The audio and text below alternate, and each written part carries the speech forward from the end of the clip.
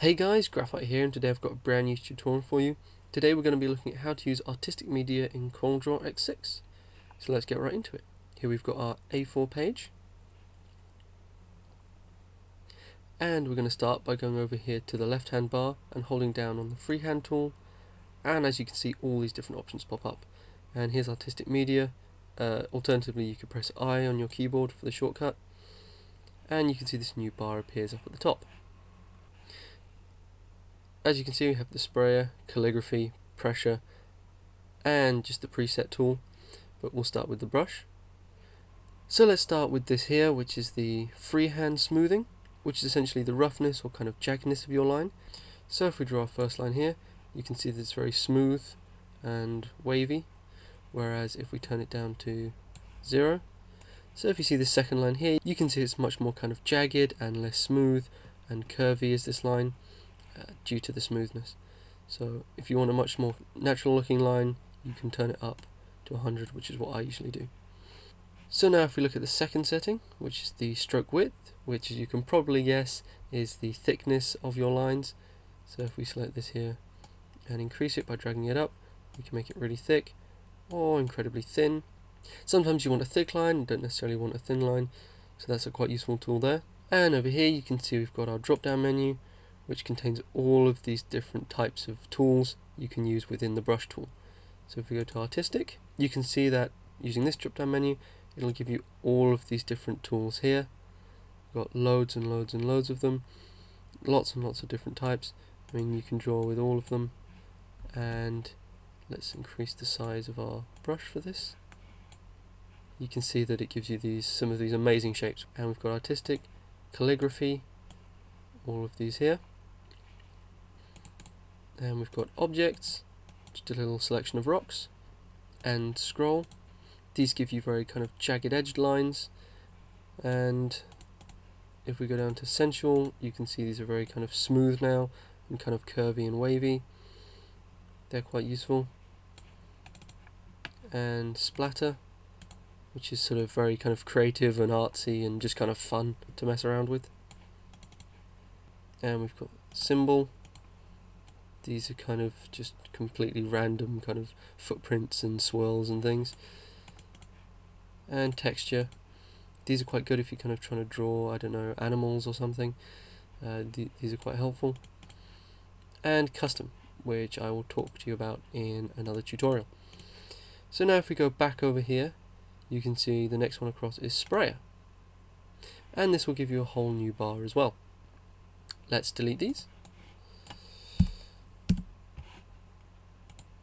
So as you can see here, we've got the size of the sprayer, so the size of the objects you're spraying. We've got our two drop down menus again, so as you can guess, we've got all of these different types. You've got food, footprint, miscellaneous, mosaic, music, objects, plants, splatter, stars, and they're quite similar to the others, but these are kind of more patterned than just kind of lines.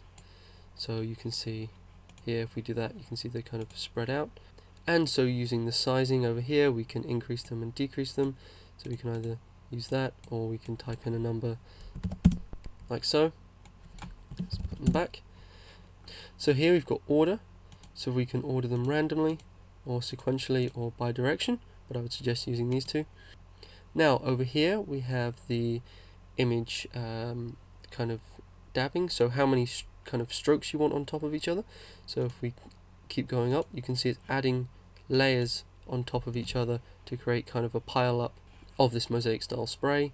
Here's the image spacing, so if we increase it, you can see they're getting further and further apart. And here we've got the rotation, so we can angle them, so we can do 75 degrees, let's say, and this will rotate the shapes, not the actual box, it'll just rotate the images within the box.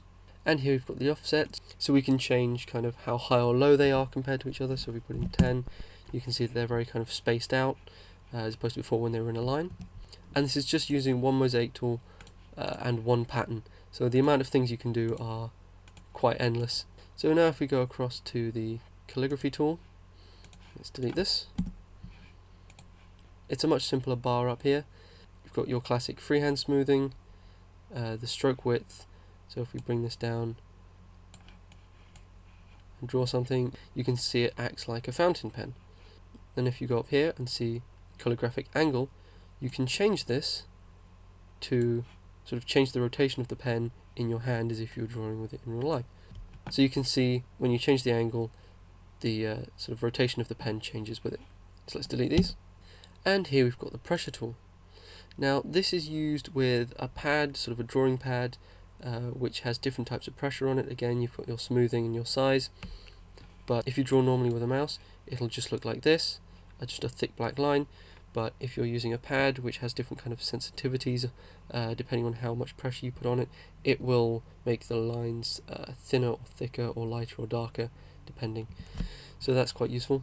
And last but not least, at the back here we've got presets, which are just general pens that Corel Draw have made for you to use. So again, we've got the smoothing, the width, and you can see Corel Draw Originals and the drop down menu here with lots of different types of pens. These are probably the best to use to start with, because you can kind of get an idea of how the pens work, but they're not as creative as some of the others as we saw earlier, but there's quite a few down here. So I think that's pretty much it for this tutorial. Don't forget to leave a like if you enjoyed it, leave a comment down below if there's anything else you want to see.